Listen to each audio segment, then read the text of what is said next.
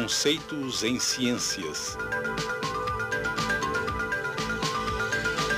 Eletromagnetismo, o campo magnético da Terra.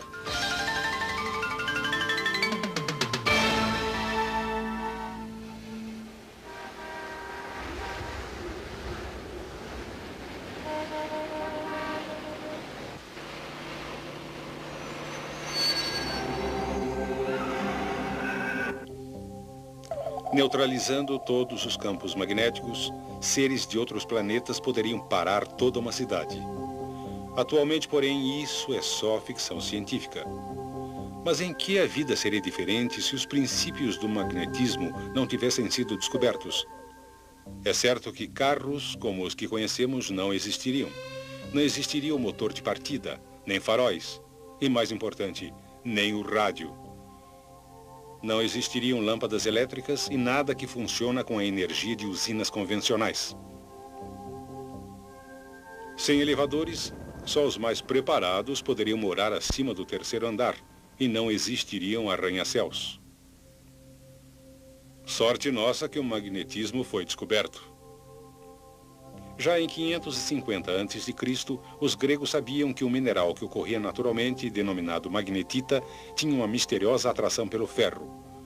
O mineral recebeu o nome magnetita porque foi encontrado originalmente perto de Magnésia, na Turquia. Em 1050 d.C., já se sabia que um pedaço de magnetita suspenso no centro gira gradualmente até apontar na direção norte-sul. Logo, marinheiros passaram a usar a magnetita para a navegação. As primeiras bússolas eram feitas de magnetita fixada a um pedaço de madeira, flutuando na água para poder girar livremente. Esses misteriosos pedaços de pedra deram um enorme estímulo à navegação marítima. Também ocorreram outros desenvolvimentos. Em 1269, Petrus Peregrinus, um cruzado francês, talhou uma esfera de magnetita. Polvilhou-lhe malha de ferro na esfera e observou que ela se dispôs em linhas. Estas linhas conectavam dois pontos na esfera que ele denominou polos. As linhas formadas pela limalha de ferro indicam a orientação norte e sul do campo magnético. Assim, uma bússola, colocada em qualquer lugar na esfera de magnetita, se alinhará com o campo magnético.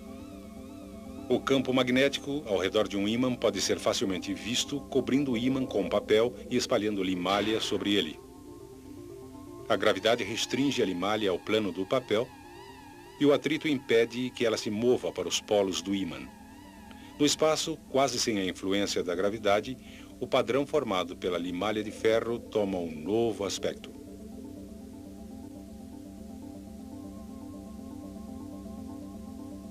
A verdadeira natureza tridimensional do campo se torna claramente evidente.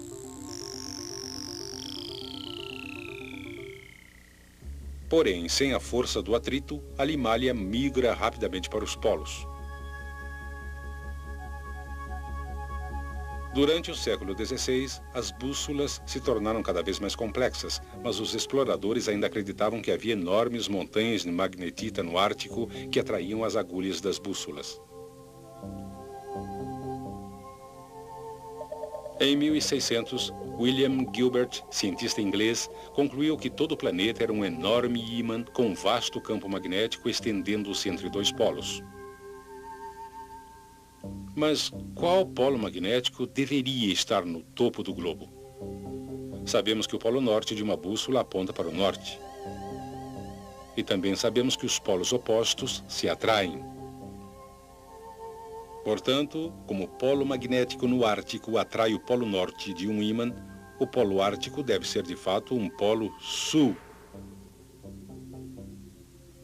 E o polo magnético antártico, um polo norte.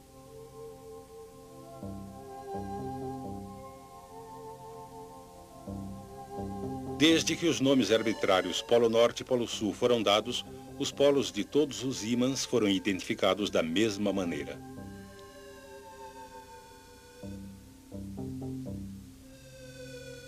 Por esse motivo, o polo ártico da Terra é considerado o polo sul de um ímã.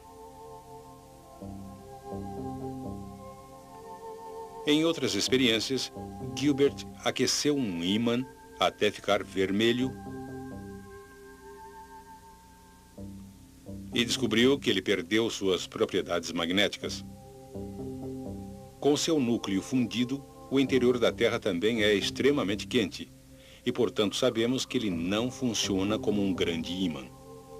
Mas sabemos que os polos magnéticos certamente existem. Diz uma teoria que é o núcleo de ferro líquido eletricamente condutor que gira em relação ao manto, que causa o campo magnético norte e sul da Terra.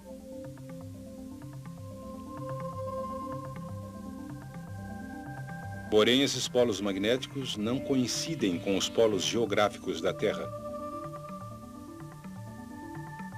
Os polos geográficos são simplesmente as duas extremidades do eixo ao redor do qual a Terra gira e não são diretamente relacionados aos polos magnéticos. Assim, dependendo do local em que você se encontra, o ângulo entre o norte real e o norte magnético pode ser muito diferente.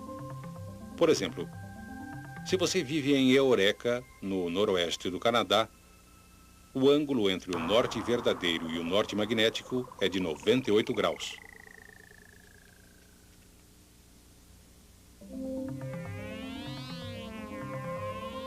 Viajando para o oeste, Cristóvão Colombo foi o primeiro a notar pequenas variações nas indicações da bússola em locais diferentes.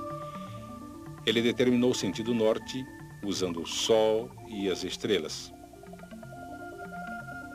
E então comparou com o sentido da sua bússola. Para sua surpresa, verificou que em um período de vários dias, a variação entre as indicações da bússola e as estrelas mudava gradualmente. Porém, temendo que seus homens quisessem voltar, Colombo nada lhes contou sobre esta observação. O ângulo entre o norte magnético e o norte verdadeiro é conhecido por declinação magnética. Em Toronto, Canadá, a declinação magnética é de 9 graus a oeste do norte. Em Churchill, também no Canadá, a declinação é de 0 graus, porque uma linha que passa através do polo magnético e do polo geográfico também passa através de Churchill.